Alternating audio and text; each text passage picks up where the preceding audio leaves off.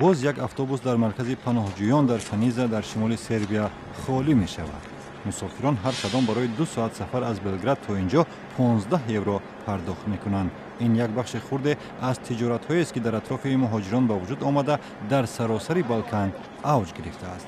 در نزدیکی ایستگاه اتوبوس تاکسی ها منتظرند که این مردم را تا مرز برسانند. صاحبکاران محلی رسته‌هایی برای فروش غذا و نوشاکی درست کردند.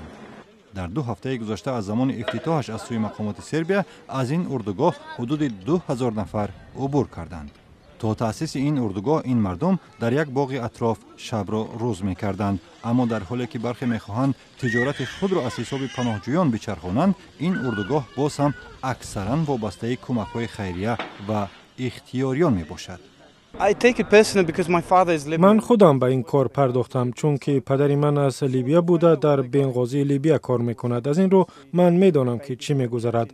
آدمان در کوچه ها خوابند، کودکان را در قوطی های پیتزا میخوابانند.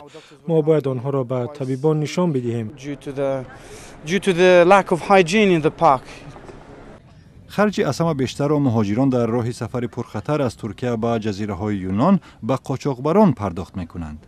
یک مرد گفت که این سفر برای وی 3000 یورو تمام شده است. حالا در اردوگاه آنها در امنند، ولی به آینده با امید نگاه میکنند. اینجا امن است، ولی آرزوی من در اینجا در سربیا نیست. شاید در بلژیم یا در آلمان یگان کار یا یگان تجارت کنم، اویلا بسازم. نمیدانم، این در آینده است. تقدیر است. سیاحت این مردم به همین منوال ادامه دارد. برنامه سعی در کوتاه مدت به قاچاقبران دادن 350 یوروست تا او و همسرش و دختر عروسش را تا مجارستان برسانند. دیگران به میکرواتوبوسی که در 15 دقیقه آنها را تا مرز میرساند 3 یورو میدهند تا بعداً پیاده از مرز عبور کنند. هر امید این مسافران منبع تجارت برای کسانی دیگر شده است.